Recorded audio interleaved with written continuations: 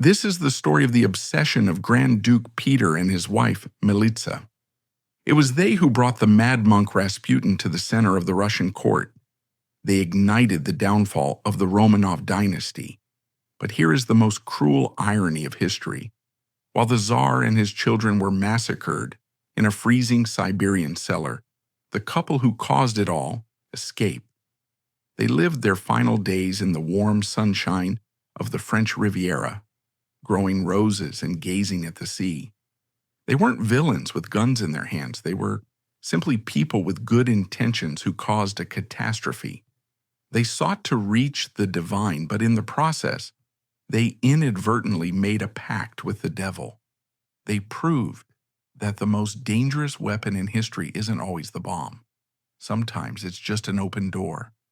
How can you live long knowing that your good deed contributed to the destruction of an entire empire? To understand how Peter and Militsa inadvertently became destructive forces, we must first immerse ourselves in the atmosphere in which they lived. We must stroll through the streets of St. Petersburg at the beginning of the 20th century. It was a city of terrifying contradictions. On the surface, it was the most magnificent capital in Europe. The Winter Palace was resplendent with gold and emeralds, where balls lasted until dawn, fueled by champagne and the music of the world's finest orchestras. Women wore kokoshnik crowns so heavy with diamonds they caused headaches, and men wore dazzlingly bright uniforms. It was a world of rigid rituals, of French conversation, of unimaginable wealth. But beneath that glamorous facade, the foundations were crumbling. The ground was shaking, both literally and figuratively. The country was industrializing at breakneck speed, drawing millions of peasants from the countryside into the squalid, cramped slums of the cities. These new workers were hungry, angry, and listening to the whispers of revolutionaries. Terrorism was not an abstract concept, it was a daily reality. Government ministers were bombed in the streets. Grand dukes were assassinated with bombs thrown at their carriages. The disastrous war with Japan in 1904 had humiliated the glorious Russian army, exposing the incompetence of the military leadership and the emptiness of the autocratic regime. The aristocracy could sense the looming instability. They lived in a constant simmering anxiety. And when reality became too terrifying to face, when the problems of the material world seemed insurmountable, the human mind tended to seek solace elsewhere. It looked beyond the veil of mystery. The Russian elite of the early 20th century were captivated by a mystical fever so incomprehensible to modern thinking. It was an obsession. Orthodox religion blended with Western spiritualism, Eastern philosophy, and classical magic tricks. If you were a person of status in St. Petersburg society, you didn't just throw dinner parties, you held seances, you had a favorite medium, you tried to contact your deceased grandmother by spinning the table, you consulted astrological charts before making investment decisions. It was a society desperately seeking answers that science and politics could not provide. They were searching for a miracle. They were searching for a way to control a world that was spiraling out of control. And in that atmosphere of extreme anxiety and spiritual yearning, Grand Duke Peter and Grand Duchess Militsa not only joined, but also became the arch rivals of the empire's decline. But to understand why they were so susceptible to this darkness, we must consider who they were, starting with the man, perhaps the most overlooked member of the Romanov family. The miracle at first seemed not to come in the form of a mystic, but in the form of a child. For a brief moment, it seemed as though heaven had finally answered the Romanov family's prayers without any dark intervention. But fate, as is often the case in this story, was only paving the way for a more cruel twist. raising their hopes only to extinguish them.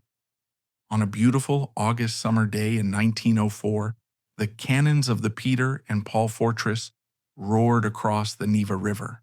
Once, twice, the city seemed to stand still. Shopkeepers stopped serving customers. Tram drivers halted, and nobles in their drawing rooms set down their porcelain teacups. They were counting. According to Russian tradition, 101 cannon shots signaled the birth of a girl. 301 cannon shots signaled the birth of the crown prince, the heir to the throne. When the cannons fired after the 101st salvo, a wave of jubilation swept through St. Petersburg unlike anything seen in decades. Strangers embraced in the streets. Church bells began to ring, a brass symphony emanating from every onion dome in the capital. The curse had been broken. Alexandra, the melancholic German empress, had finally fulfilled her duty. A son had been born. They named him Alexei. He was a beautiful, radiant child, described by everyone who saw him as an angel. For a brief, brilliant moment, the sun pierced through the clouds that shrouded the Romanov dynasty. Nicholas recorded in his diary that it was a day of unforgettable, overwhelming joy. Grand Duke Peter and Militsa sent their congratulations, relieved that the pressure on the family could finally ease. Like everyone else, they believed the crisis was over, but that joy was a cruel illusion. It lasted only a few weeks. The horror began silently, almost harmlessly. When the doctors cut the umbilical cord, they found it very difficult to stop the bleeding. Blood seeped out for days. Then dark, unsightly bruises began to appear on the child's body with just a light touch. A bump against the crib, a small stumble when he started to move, incidents that would be nothing to a normal child, led to terrible swollen blood clots. Doctors were secretly summoned. They examined the boy, their faces turning pale as they recognized the symptoms. It was the royal disease, hemophilia B. It was a genetic disorder carried by women of the royal lineage, but only affected males. It prevented blood from clotting. In 1904, it was a death sentence.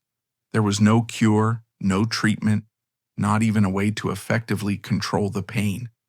A boy with hemophilia could die from blood loss, from a simple nosebleed.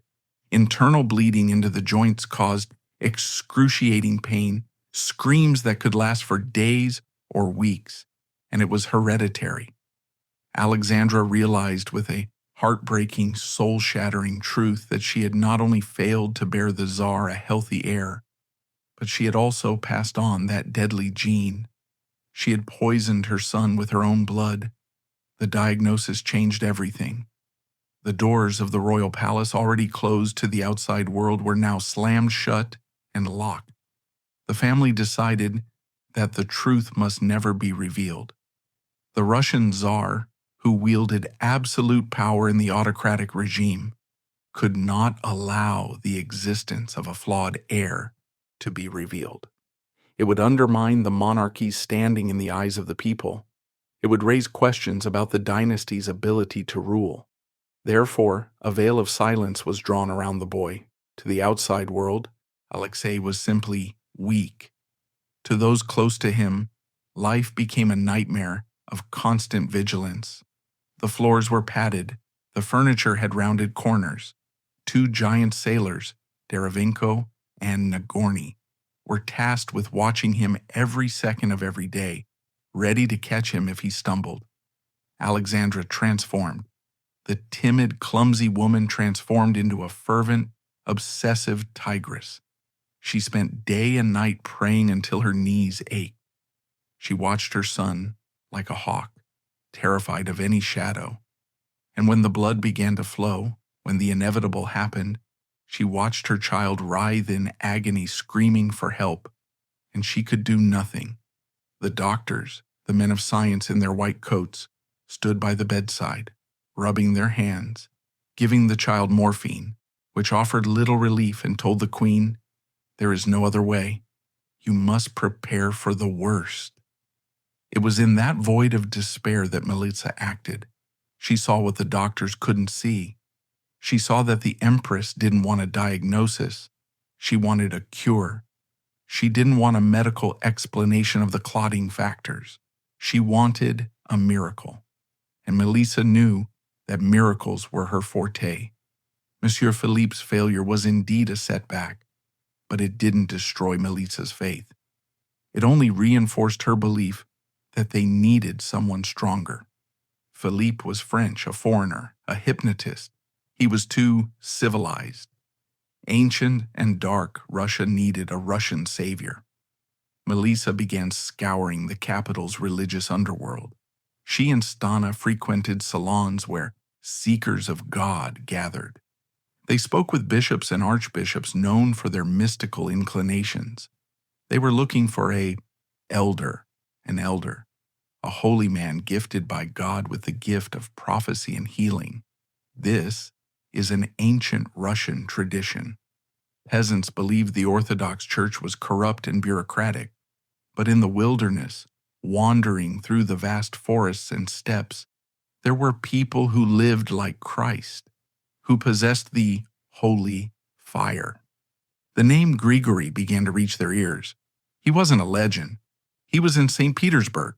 He came from deep in Siberia, from the Tobolsk province, having walked thousands of miles with a stick in his hand. He was a farmer, a wanderer. He was filthy, illiterate, and crude, but the stories about him were incredibly captivating. They said he could see into your soul and discern your hidden sins. They said he could heal illnesses with prayer. They said he had the eyes of a biblical prophet. His name was Grigory Yefimovich Rasputin. He came to the capital to raise money for a church in his village, but his personal charisma quickly opened doors for him in the highest religious circles. The rector of the Theological Academy, Bishop Theophanes, a man of impeccable piety, was greatly impressed. He regarded Rasputin as a symbol of the simple, pure faith of the Russian people. Militsa felt a pang of curiosity. A mystic from a peasant background, supported by a bishop? This was exactly what she was looking for. It was the perfect synthesis of the crude and the sacred. She arranged to meet him. We must imagine the clash of two worlds that occurred when Rasputin first entered the Znamenka Palace. The rooms were filled with Fabergé eggs, French carpets, and statues of saints encased in silver. The air was tinged with expensive perfume and beeswax. And then entered that space a man in cheap, greasy boots and a peasant's tunic. His beard was disheveled and covered in food crumbs. He reeked of sweat, wood smoke, and old oil. To the pretentious courtiers of St. Petersburg, he was repulsive. But Militsa overlooked the filthy appearance. She looked into his eyes.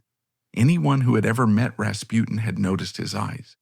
They were pale blue, almost colorless, but they burned with an intensity that made one feel as if they were being pinned to a wall.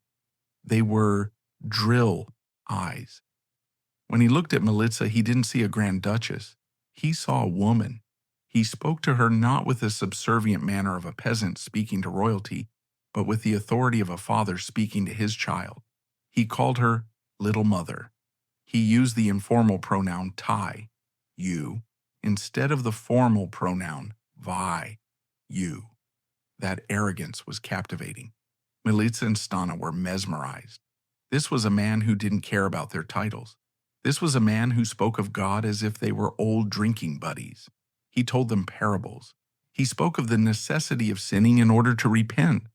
For how could one repent if one had never sinned? This philosophy, a distorted version of Christi cult beliefs, appealed to bored, spiritually yearning nobles. It added a dangerous thrill to their piety. Militsa decided that he was the man she needed. She began to prepare.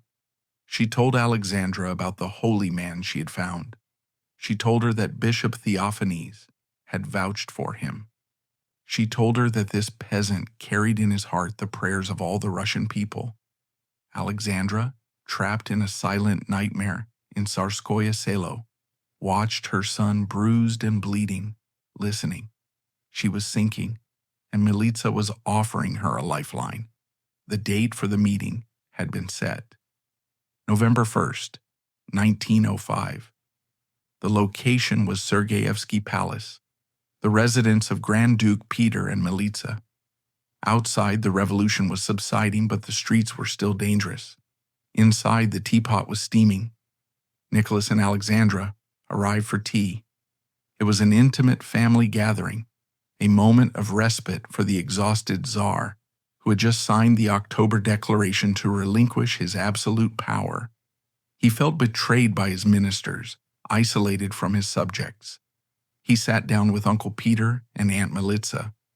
The conversation was light, perhaps about family, the weather, or the children. And then, at the opportune moment, Militsa signaled.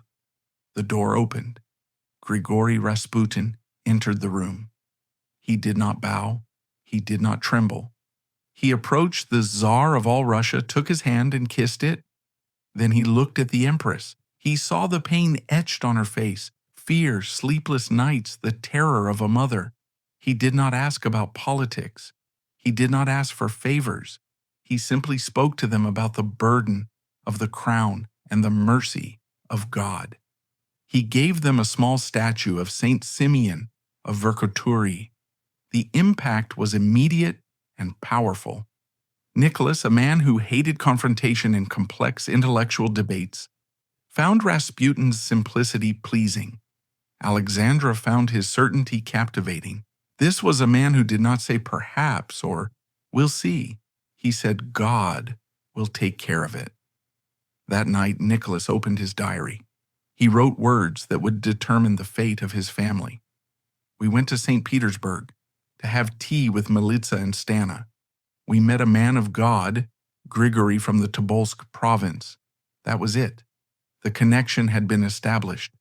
For Grand Duke Peter and Militsa, it was a victory. They had succeeded in linking the Tsar's secular power with the people's spiritual strength. They were the bridge builders. In the following months, they became the managers of Rasputin's relationship with the court. Rasputin would stay at their palace whenever he came to St. Petersburg. They would send a carriage to fetch him. They would organize long, lively evenings where Rasputin would preach, pray, and, most importantly, begin to reveal the darker side of his nature. But initially, everything went smoothly. The miracle that solidified Rasputin's position occurred not long after his introduction. Young Prince Alexei fell ill. He began bleeding. Internal pressure in his joints caused him to scream in pain. Doctors applied ice packs and administered morphine, but the bleeding wouldn't stop. His face turned pale. He grew weaker and weaker. Alexandra was extremely panicked. She sent a message to Militsa. Quickly, summon the saint. Rasputin arrived. The scene that followed has been described in various accounts, but the core truth remains consistent. He entered the sick room, reeking of blood and despair. He did not panic. He dismissed the weeping doctors from the room. He sat down beside the bed and placed his large, calloused, peasant-like hand on the boy's forehead. He began to tell stories, Siberian folk tales, stories of horses and foals. His voice was deep and resonant, echoing throughout the room. He told the boy that the pain would pass. He told the mother that God was watching. And then he prayed. Whether it was hypnosis, his presence lowering the boy's blood pressure, or simply a coincidence, the bleeding stopped. The boy fell asleep. The fever subsided. For Alexandra, this wasn't an unusual medical phenomenon. It was proof. It was confirmation of everything Militsa had told her. The doctors had failed. The priests had failed. But the farmer, Militsa's friend, had succeeded. He had saved her son. From that moment on, Rasputin was no longer a guest. He was a necessity. He was the artificial lung that kept this dynasty breathing. Militsa and Stana were overjoyed. Their protege had lived up to his promise. Their standing at court soared, at least in the private, secluded world of Tsarskoye Selo. They were the Tsar's keepers of secrets. They were the only ones who truly understood the burden the royal couple carried. They felt important, recognized, and powerful. They were the Montenegro sisters, the mystical gatekeepers. Grand Duke Peter, always a supportive shadow, basked in his wife's success. He became a devout follower of Rasputin, attentively listening to his rambling sermons, believing that through this peasant he was touching the hem of Christ. However, the seeds of destruction had already been sown. It was precisely what made Rasputin so effective, his wild, unrestrained nature, that ultimately transformed him into a monster. Rasputin was not a monk. He was a man with an insatiable greed for life, alcohol, and women. Initially, he concealed this side of himself from the royal couple. In the palace, he was a humble pilgrim. But back in Znamenka, at Peter and Militsa's house, the mask began to fall. He felt comfortable there. He felt safe. And when a man like Rasputin feels safe, he begins to cross all boundaries. He began visiting the two sisters more frequently, and his behavior became less holy and more intimate. He sat close to them. He touched their hands. He made vague, almost inappropriate remarks. He drank Madeira wine until his eyes glazed over, then plunged into frenzied, drunken dancing. Militsa and Stana, swept up in this frenzy, justified their actions. They told themselves that this was holy folly, that he was testing their faith, that he was shattering their pride. They did not see the predator. They saw the prophet. They were so desperate to believe in miracles that they ignored his true nature. Meanwhile, outside the city walls, rumors began to spread. Servants whispered. Guards whispered. A strange peasant was seen entering the Grand Duke's palace. The Tsar's aunt's carriage was seen waiting outside the shady public baths. Newspapers, freed from strict censorship thanks to recent political reforms, began publishing baseless rumors, vague stories, alluding to a dark force infiltrating the upper echelons. Black princesses were mentioned in whispers. The story was being written. Foreign women, Montenegrine witches, had brought a demon into the heart of sacred Russia. But Peter and Militsa ignored the whispers. Now they were in the inner circle. They were saving the heir. They were doing God's work. They felt secure, thanks to the Empress's favor. They didn't realize they were riding a tiger. And the scary thing about riding a tiger is that it's thrilling when you're on its back, but eventually, the tiger will get hungry. The years from 1906 to 1909 were the golden age of their influence, but decay was spreading rapidly. Rasputin was becoming more confident, more demanding, and more reckless. He began to realize that his power no longer came from Militsa.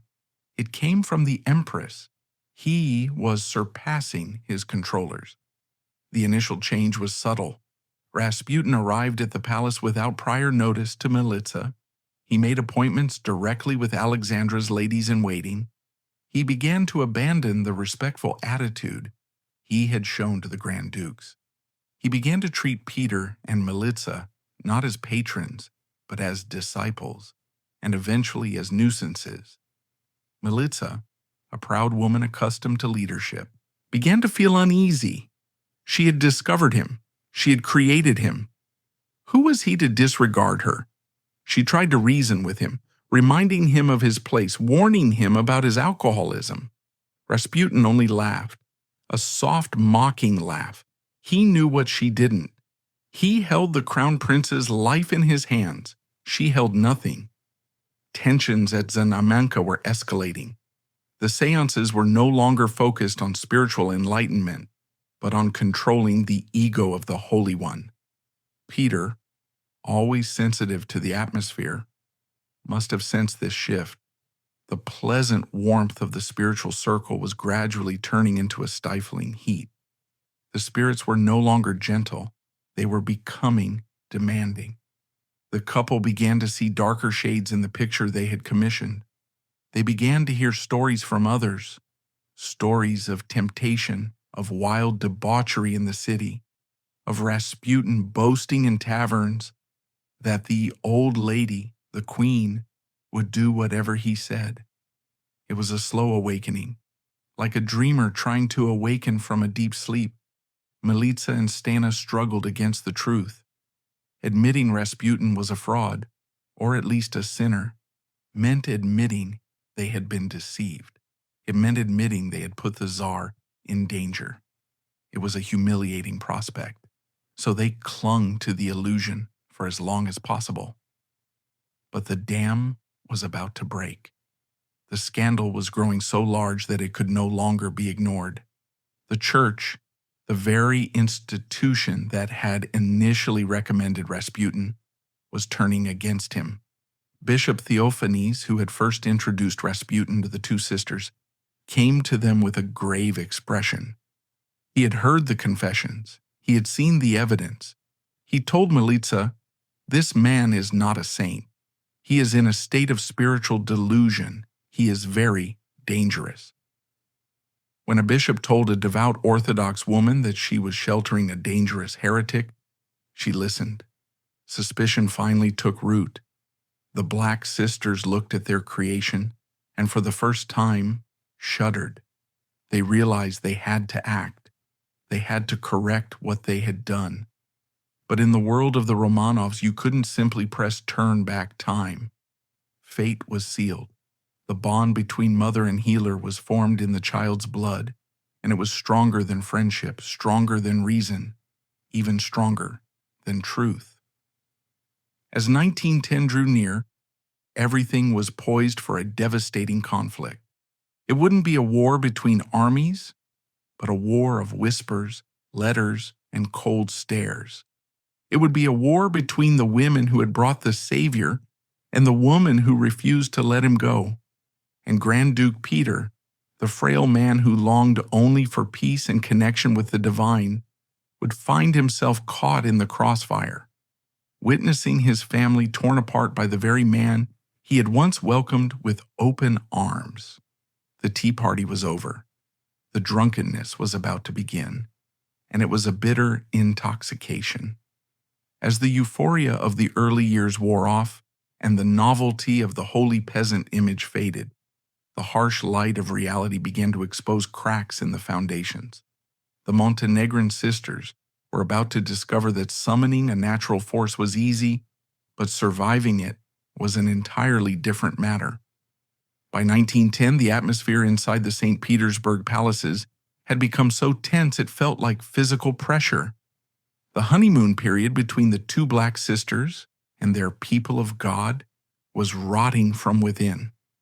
It was a slow, painful disillusionment, the kind you experience when you realize the person you had wholeheartedly adored, the person to whom you had placed your entire reputation, was not a savior, but a destroyer. For Grand Princess Militsa and her sister Stana, this truth was particularly bitter because it struck at the very core of their identity. They prided themselves on their spiritual intuition. They believed they possessed second sight, a gift from their mountain ancestors that allowed them to distinguish the sacred from the profane. Admitting that they had been deceived by a Siberian peasant with insatiable sexual desires was not only shameful, it was a devastating blow to their self-esteem. But the evidence could no longer be dismissed with words of holy stupidity. It was right before their eyes. The turning point wasn't a single explosion, but a series of shocks that shook the very foundations of their trust. The manager of the royal children, Sofia Tucheva, a woman of impeccable moral character, had been dismissed. What was her crime? She had been horrified to discover Rasputin visiting the grand princesses in their nursery, often while the girls were in their nightgowns. She had raised the alarm, speaking of indecency, strange intimacy, The way this peasant looked at the Tsar's daughters. Instead of being thanked for her vigilance, she was dismissed. Alexandra, in her blind and fierce protective rage, considered any attack on Rasputin an attack on her own judgment and a threat to her son's life. But Militsa knew, Tyucheva, she knew the housekeeper wasn't a liar. This incident sent shivers down the spines of the Montenegrin sisters. They wanted a healer for the boy, not a predator in a children's room. The drawing rooms in St. Petersburg buzzed with even darker stories. Police reports, which Grand Duke Peter, through his connections, had probably seen or heard, detailed Rasputin's visits to public baths, his soliciting of prostitutes, and his drunken boasting in taverns. He was heard bragging about his ability to manipulate Mother, the Empress. He called Nikola's father with such mocking intimacy that it bordered on betrayal. For Peter and Militsa, raised with a strict, almost sacred reverence for the dignity of the crown, this was unacceptable. They had invited a holy man to sanctify the throne, not to drag it down into the mud. The confrontation was inevitable. It unfolded step by step, a painful breakdown of a once close friendship. Militsa, accustomed to being the supreme ruler, the intellectual leader, tried to assert her authority. She summoned Rasputin to Znamenka. One can picture the scene in the high-ceilinged drawing room, the Grand Duchess standing tall, her dark eyes flashing with anger, demanding that Rasputin cease his scandalous behavior, show more respect and stop drinking. And one can also picture Rasputin's reaction. He did not bow. He did not apologize. The humility of the early days had vanished, replaced by a contemptuous, arrogant smile. He knew where power now lay.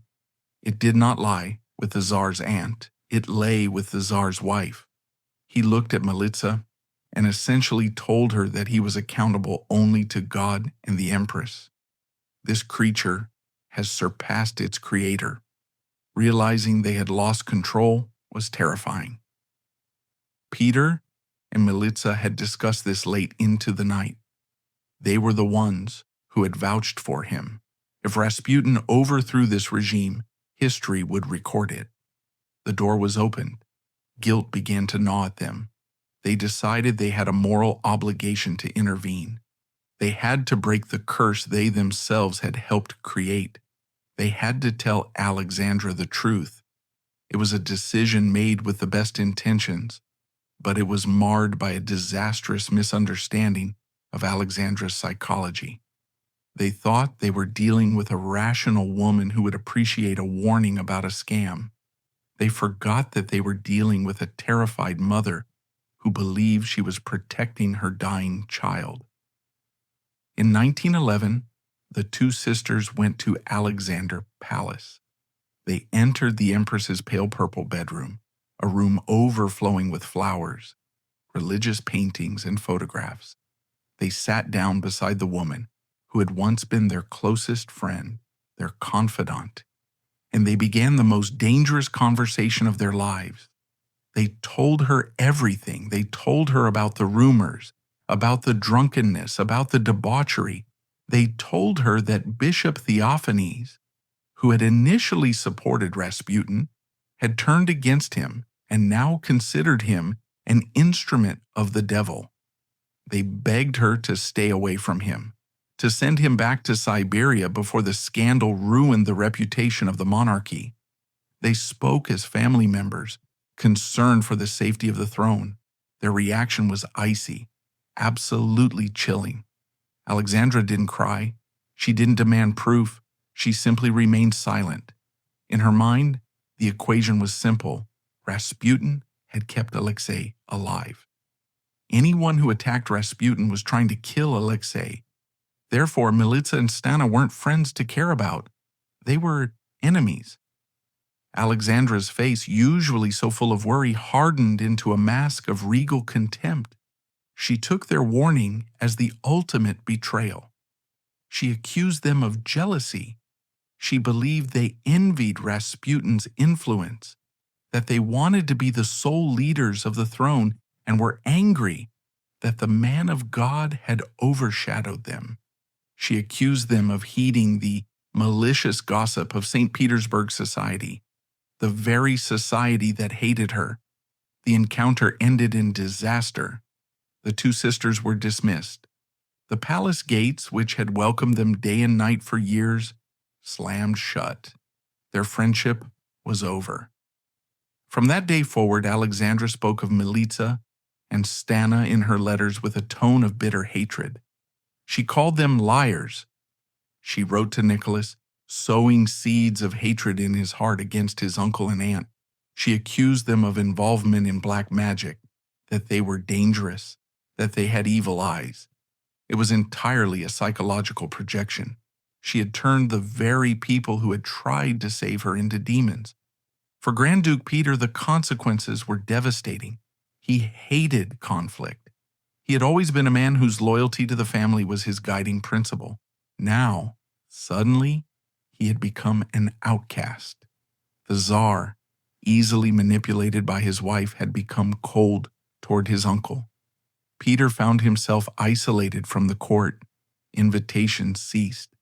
Intimate tea parties ended. He and Militsa were confined to the palace, surrounded by exquisite works of art and the silence of exclusion. The social bloc of the Montenegro circle had crumbled. Worse still, the public still associated them with Rasputin. They were trapped in a dilemma.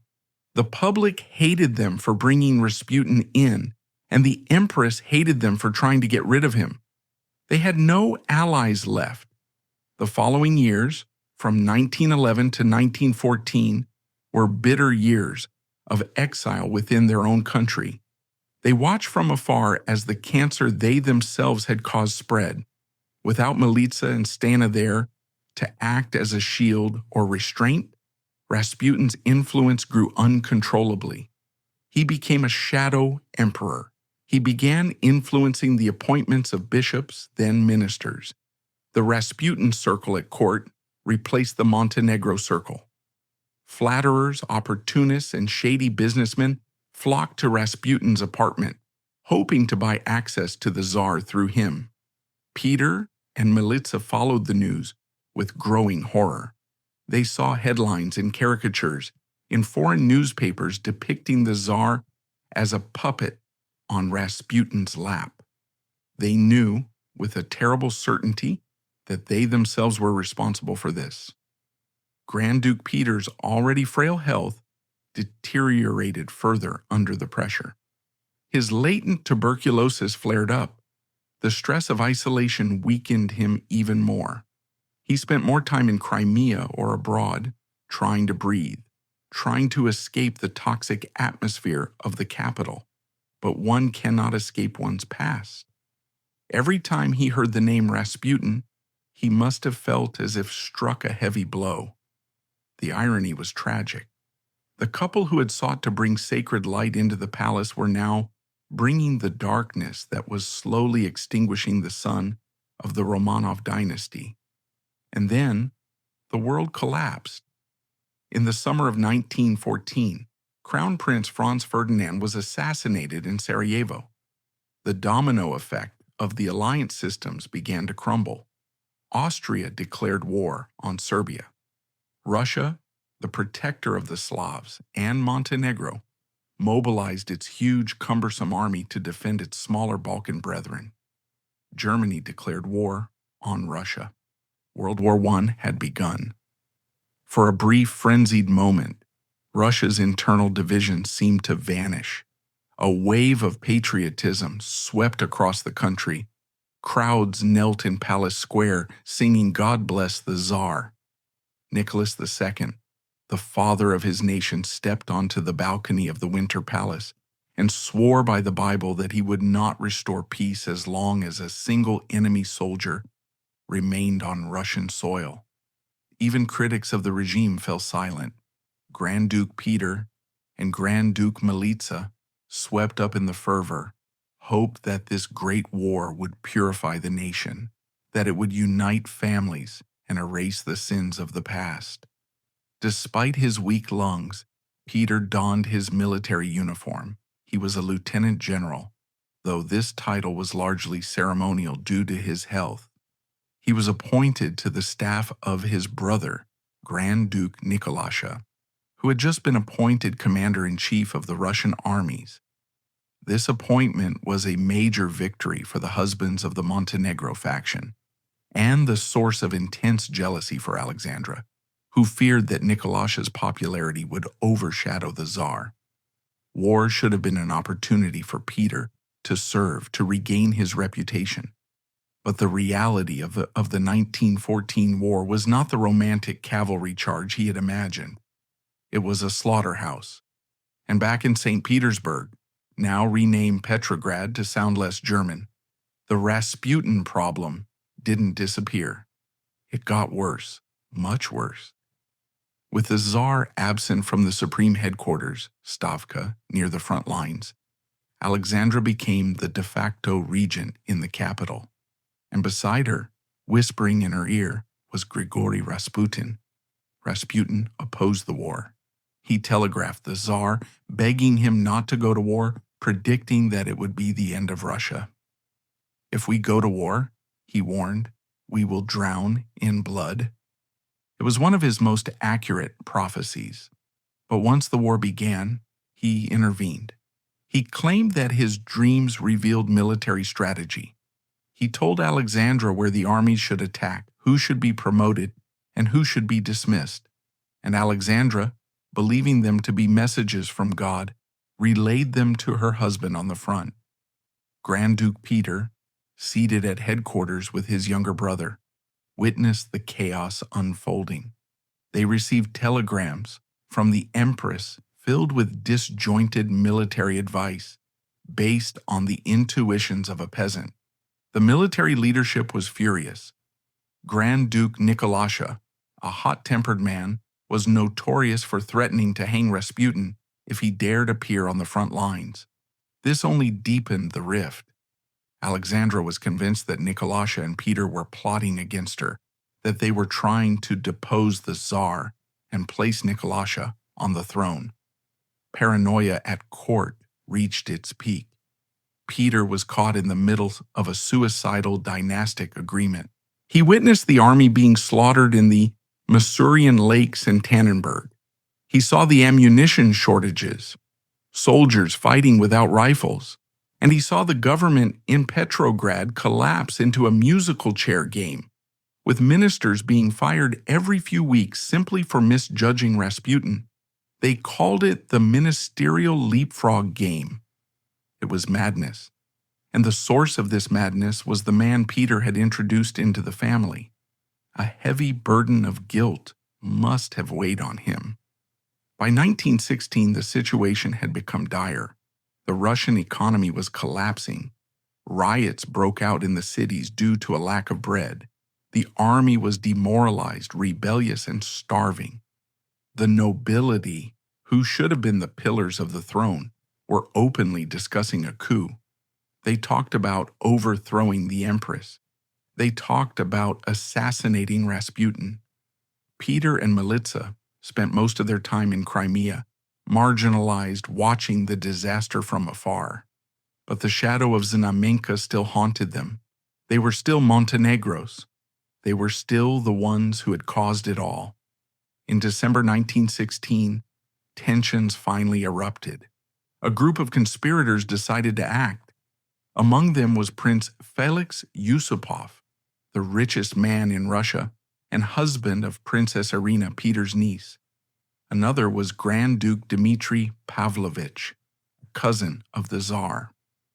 On the night of December 16, 1916, they lured Rasputin to the Moika Palace with the promise of meeting Felix's beautiful wife. In a basement room stocked with pastries and cyanide-laced wine, they attempted to kill the man who refused to die. The poison had no effect. Yusupov shot him. Rasputin, screaming like a demon, sprang from the floor and tried to strangle his assassin. They shot him again. They beat him. Finally, they threw his body into the icy waters of the Neva River. As the news spread, Petrograd rejoiced. People flocked to churches to light candles in thanksgiving. The dark force was dead. Grand Duke Peter and Militsa heard the news and, like the rest of the family, they probably felt immense relief. Perhaps now that the demon was gone, the curse would be lifted. Perhaps Alexandra would awaken. Perhaps the Tsar would regain his power. But it was too late. The poison had seeped into his body for too long. Rasputin had become more than a man. He had become a symbol of the regime's corruption and incompetence. Killing the man couldn't kill the symbol. In fact, it only made things worse. Alexandra was completely devastated. She demanded revenge. She isolated herself even more, mourning our friend as if he were a saint. She refused to listen to anyone.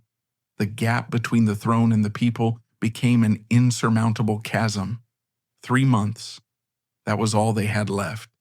3 months between the monk's death and the collapse of the empire. In February 1917, riots over a bread shortage in Petrograd turned into a revolution. The garrison mutinied. The police fled. The streets belonged to the mob. Nicholas II, trapped on a train, cut off from the capital, and his family was forced to abdicate. He signed the document ending 300 years of Romanov rule in a train carriage, alone and in defeat. For Grand Duke Peter and Militsa, the world turned upside down overnight. The unimaginable had happened. The emperor had died. The army had disintegrated. The people had seized power. They were no longer princes. They were Romanov citizens, enemies of the people. They were symbols of the old oppression. They fled. Like birds sensing an approaching storm, the surviving members of the Romanov family flocked south to Crimea, where the weather was warmer and the revolution seemed, for a moment, further away. Peter and Militsa gathered their children and the few possessions they could take with them and set off for their estates on the Black Sea coast. They were accompanied by Empress Marie, the Tsar's mother, and Nikolaevich, Peter's younger brother. It was a gathering of ghosts. They lived in the magnificent summer palaces of Dolber and Herax, overlooking the glittering sea while the world was engulfed in flames behind them. But the fire was spreading. The Bolsheviks were in power. The provisional government, which had treated them with considerable respect, had been overthrown in October 1917. Lenin came to power. The Red Terror began. The Romanov family in Crimea is under house arrest. Their bank accounts are frozen. Their property is nationalized. They are prisoners in their own homes. The local Revolutionary Council is debating what to do with them. Some want to shoot them all immediately. Others want to wait for orders from Moscow. Grand Duke Peter, his health failing under the weight of pressure, stared intently at the horizon. He had spent his entire life living in the shadow of more powerful figures: his father, his brother, his wife, and Rasputin. Now he faced the harsh reality of death. News trickled from the north. The Tsar and his family had been transferred to Siberia, the very land from which Rasputin originated. The irony was perfect and horrific. The holy man had traveled from Tobolsk to St. Petersburg, and now the Tsar was being moved from St. Petersburg to Tobolsk. It was as if the ghost of Rasputin was dragging them back to his origins. At Dolber, the Moorish-style palace with its thick white walls, the situation became critical. Local revolutionary sailors were bloodthirsty. They pointed machine guns at the palace gates. They conducted nighttime searches, waking families at 3 a.m. to look for weapons or counter-revolutionary materials. Militsa, with the iron will of a Montenegrin, tried to hold her spirits. She organized the household, negotiated with the guards. She refused to show fear. But Peter was weakening. He was a ghost, coughing, thin, his eyes filled with sadness. He spent his days in the garden, gazing out at the sea, wondering if each sunset would be his last. They were living their final days. In July 1918, news arrived that Nicholas, Alexandra, and all 5 of their children, including the boy Rasputin had saved, had been executed in a cellar in Ekaterinburg. The Bolsheviks had murdered them all. The shock was absolute. If they could kill the Tsar and innocent children, they wouldn't hesitate to kill their uncles and aunts as well. Peter and Militsa knew they would be next. They began preparing for death. They burned their letters. They prayed. They waited for a knock on the door. But history is full of strange twists and turns. The Germans, technically still at war with Russia but occupying Ukraine, had in fact provided some protection for the Romanovs in Crimea, mainly because the German emperor was related to them. Then the Germans lost the war in November 1918. Chaos returned. The Bolsheviks were advancing south, ready to finish the job. The Red Army was closing in on Crimea. The siege was tightening. And then a ship appeared on the horizon. It was April 1919. A battleship of the British Royal Navy, HMS Marlborough. The ship entered Yalta Harbor. King George V of England, who bore a striking resemblance to his cousin Nicholas II, finally decided to act. He could not save the Tsar. That opportunity had been missed, a stain forever on his conscience. But he could save his aunt, Queen Mother Marie. Captain of Marlborough arrived with a list of names. The Queen Mother refused to leave unless her entire family was rescued. She stood firm on the dock, a small iron-willed woman in black, defiantly challenging the British Empire not to leave anyone behind. The captain finally relented. Grand Duke Peter and Grand Duchess Militsa were on the list. They packed their bags. It was a chaotic, tearful exodus. They left Russia forever. They left behind their ancestral tombs, their palaces, their works of art, their dreams. They left behind the land they had tried to save with magic, the land that was now rejecting them with violence. As Peter stepped onto the bridge of the British battleship, he must have glanced back at the receding Crimean coastline. The mountains plunged into the sea, beautiful and cold. He was leaving behind the ruins of a world he had helped destroy. He was 55 but looked like 80. He was a survivor, but he carried a burden greater than any chest being loaded into the ship's hold. He carried within him the knowledge that the road to hell is paved with good intentions, and that he and his wife had laid the first stones. The ship's whistle sounded, a long, mournful sound, echoing from the cliffs. The engine stirred the dark water. HMS Marlborough. The ship sailed toward the open sea, toward exile, toward a life filled with ghosts and regrets. The chapter on Russia had closed. That sunset did not begin on land, but on the open sea. As the Crimean coast faded into the distance, the couple entered a strange state of suspension, trapped between the bloody chaos they had just left behind and the gray, uncertain existence that awaited them in the West. It was the first chapter of a life in which they would no longer be participants in history, but merely its crumbling remnants. The journey of the HMS Marlborough was a strange purgatory, suspended between two worlds. As the Crimean coastline dissolved into the gray mist of the Black Sea, Grand Duke Peter and Grand Duchess Militsa found themselves in a bizarre, floating reality. Yesterday, they were prisoners, listening to the sounds of execution squads. Today they were guests of King George V, eating salted beef and drinking tea from tin cups on the steel deck of a warship. The ship was packed with people, not only the Romanov family, but also servants, a few remaining courtiers, and mountains of hastily packed luggage. The British sailors, unaccustomed to carrying royal refugees, had given up their cabins and slept in hammocks, treating the fallen royals with a mixture of curiosity and forced respect. For Peter, the sea air was both a blessing and a curse.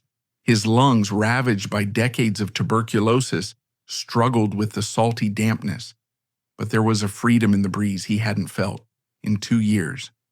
He spent hours sitting on the deck wrapped in blankets, watching the ship's waves stir the dark water. He was a man who had lost everything, his title, his home, his country, but he had kept his life. Around him, the other Grand Dukes and Duchesses quarreled and wept. Empress Marie, small but powerful, still held court even on the battleship, refusing to believe that her son Nicholas was truly dead. She clung to the hope that the Bolshevik reports were false, that the Tsar had fled to a monastery. Peter and Militsa knew better, or at least they sensed the dark truth, but they said nothing. In the hierarchy of grief, the mother is given priority. The atmosphere on board was incredibly tense. This wasn't a joyful family reunion. It was a survival drill. The Montenegrin faction, Peter, Militsa, Nikolaevich, and Stana, kept their distance from one another. Even here, amidst disaster, old court divisions persisted. Other Romanovs still looked at the two sisters with suspicion. The whispers that had begun in the lavish drawing rooms of St. Petersburg followed them aboard the British battleship. "They are the culprits," the other's eyes seemed to say. "They opened the gate." Guilt was a silent passenger, sitting between Peter and Militsa as they huddled against the wind. They had saved their lives, but not their reputations. The ship made its first stop in Constantinople, a city of minarets and the clamor of refugees from the crumbling Russian Empire. It was a scene of chaos and humiliation. Princes drove taxis. Countesses sold their bodies or diamonds for a loaf of bread. Peter and Militsa escaped the ultimate humiliation thanks to their royal connections. But the sight of their compatriots lying scattered in the sewers must have deeply shaken them. It foreshadowed the impending exile. They did not stay long. The British Navy continued their journey across the Mediterranean, to Malta, and finally to Italy. Here, Montenegrin fortune, or rather the shrewd dynastic plan of Tsar Nicola, was finally rewarded. Militsa's sister, Elena, was Empress of Italy, wife of Tsar Victor Emmanuel III. While other Russian refugees slept in train stations or cramped hostels, Peter and Militsa were welcomed into the Quirinal Palace in Rome. It was a favorable start, enveloped in silks and familial affection. But charity, even from a sister, was a bitter pill to swallow for proud men. They were no longer wealthy relatives from the mighty Russian Empire. They were impoverished, homeless cousins who had lost their family fortune.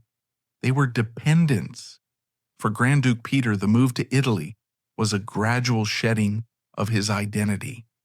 In Russia, even as a quiet Grand Duke, he was a figure of immense stature. He was a general, a patron of the arts, a landowner with vast estates. In Italy, he was merely a frail old man with a heavy voice and a tragic past. He withdrew even further. He spent his days in the gardens of Italian royal villas, studying botany, perhaps finding solace in the cyclical, predictable nature of plant life. Plants don't rebel. Flowers don't betray you. But Italy was then politically unstable. Post-war turmoil was also underway there. Mussolini and his black shirts were on the rise. This instability was unsettling to the Russian exiles because of its familiarity. Moreover, the presence of the fallen Romanov dynasty was a difficult diplomatic problem for the Italian king, who was trying to adapt to the new world order. After a while, it became clear that they needed to find a more stable and neutral place to live. Like so many other Russians, they turned their attention to France. The French Riviera, the Côte d'Azur, was once a holiday retreat for Russian nobility before the war. They had built Orthodox churches in Nice and Cannes. They had spent the winters in magnificent villas overlooking the Mediterranean. It held echoes of happier times. For Peter, climate was essential. The dry, pine-scented air of southern France was the only thing that kept his tuberculosis from recurring, so his family moved again, joining the massive influx of White Russians into the Riviera. They settled in Antibes and later in Cap d'Antibes. They acquired an estate, largely thanks to the jewelry that Militsa had the foresight to smuggle out. Stories of the Romanov family's jewelry were well known. Diamonds sewn into bras, emeralds hidden in jars of skin cream. Militsa, practical and strong-willed, accumulated enough to allow them to live relatively comfortably. They didn't live in the luxury of Znamenka with hundreds of servants and gold furnishings, but they didn't starve either. They bought a Villa Espalander, and tried to recreate a part of their old way of life. But this new life was a distorted, bizarre mirror of the old one.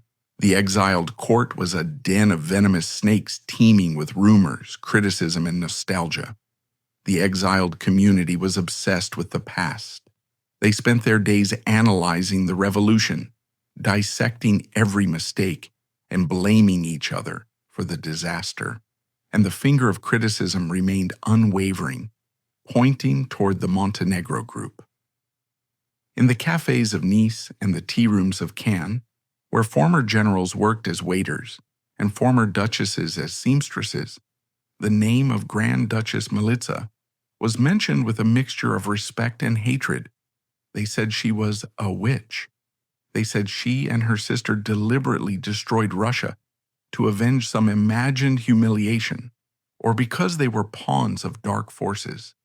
The conspiracy theories were outlandish, but they were fueled by the undeniable fact that Rasputin was the one who uncovered them. Grand Duke Peter suffered the most from this social isolation. He yearned for harmony, yet every time he entered a room, the temperature dropped.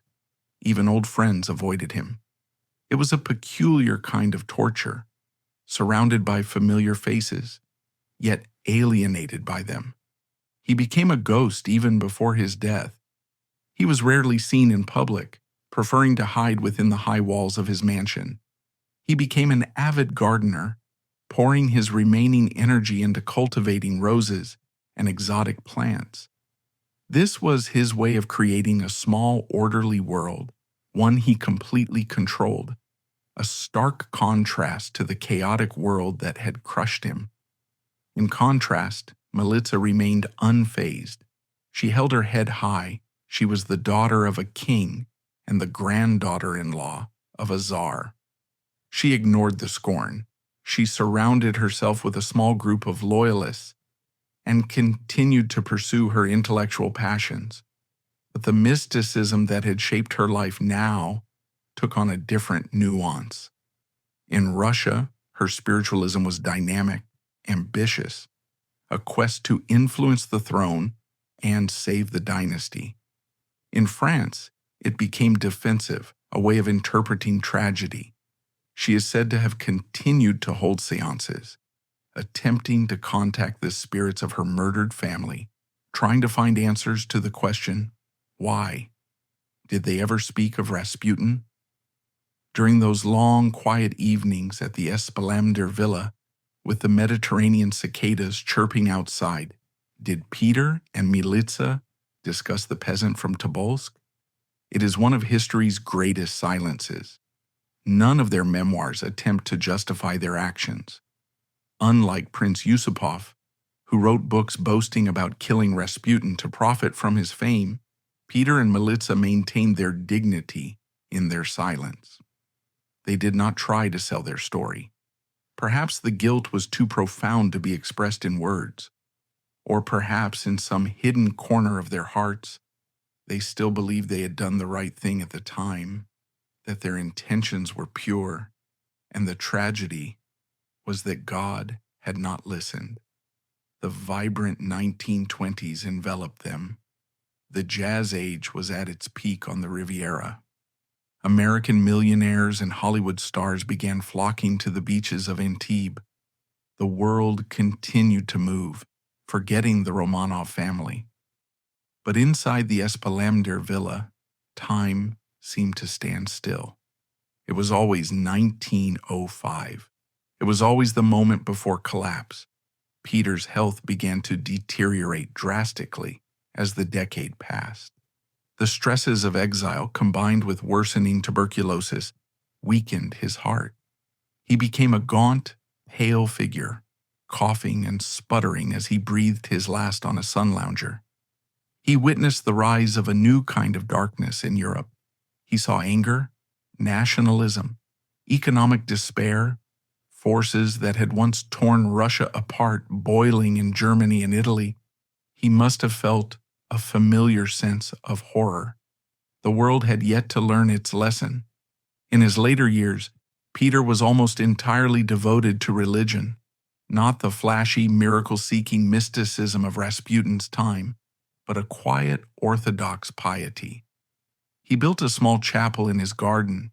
He spent hours there, gazing at icons, perhaps seeking redemption.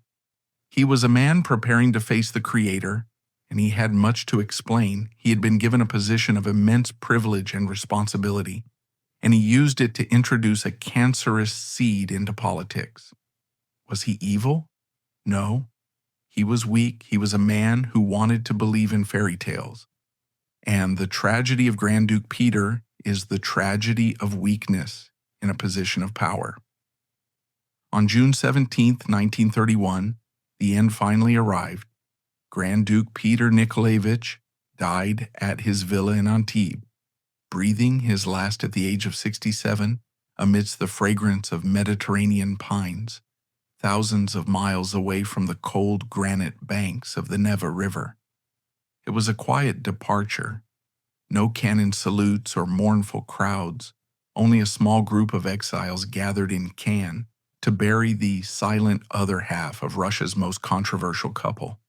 Militsa was left alone, the last surviving member of the Black Four. She faced a long and lonely widowhood, forced to watch the Rasputin legend transform into a monster of pop culture, with her former friend depicted as a demonic hypnotist on film posters. She could not escape. The final chapter of her life took her away from the Riviera to the dusty heat of Alexandria, Egypt, where she lived in seclusion with her sister Elena, the Italian queen in exile. There, in a world with no place for them, the Grand Duchess spent her last days sipping tea on the veranda, watching the sunset over the desert. On September 5, 1951, she died at the age of 85, taking the secrets of a dead world to her lonely grave in Egypt. However, history rarely ends neatly in its grave. There is a profound and cruel irony in that, while the lineage of Tsar Nicholas II, the lineage into which Rasputin was brought to be saved, was completely annihilated in the Ekaterinburg wine cellar, the lineage of Peter and Militsa, those who brought the poison into the palace, survived and flourished. Their only son, Prince Roman Petrovich, became a central figure in the anti-Soviet monarchy movement, and their descendants today head the Romanov Family Association. The survivors of the shipwreck are the children of the captains who steered the ship toward the rocks. And then there is the place where it all began, the Znamenka Palace. After being plundered by the Bolsheviks, used as a camp for street children and ravaged by the Nazis, the palace still stands today near the Gulf of Finland as a silent witness. Tourists drive past the white and gold-plastered walls without realizing that there are no signs marking this location, yet it was here that the metaphysical gateway to the empire's downfall was first opened. Ultimately, Peter and Militsa don't appear as villains, but rather as reflections of profound human weakness. While the Tsar and his family were canonized and martyred, history often portrays the Montenegrin couple as convenient scapegoats, foreign witches and weak husbands who allowed the devil to enter the sanctuary. However, this judgment lacks compassion. They didn't seek power or wealth, they sought God in a world increasingly atheistic, and health in a world rife with disease.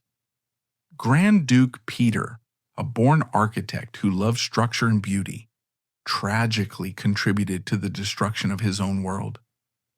Grand Duchess Militsa, an intellectual woman yearning for the sublime, failed to realize that when one builds a bridge to darkness, darkness will also cross over to receive one. Their story remains a timeless warning about the temptation of the absurd. When established institutions fail to alleviate our pain, we become dangerously vulnerable to alluring outsiders who promise to be the only ones who can solve our problems. Now, as we depart from them, let us not judge them with the arrogance of a past perspective. Instead, let us see them as they were on that November afternoon in 1905, a couple holding hands, hearts brimming with hope, awaiting a guest they believed would save their family. They looked out the window, saw the approaching carriage, and smiled, completely unaware of the shadow stretching behind it, a shadow that would eventually engulf the palace, the city, and their entire world.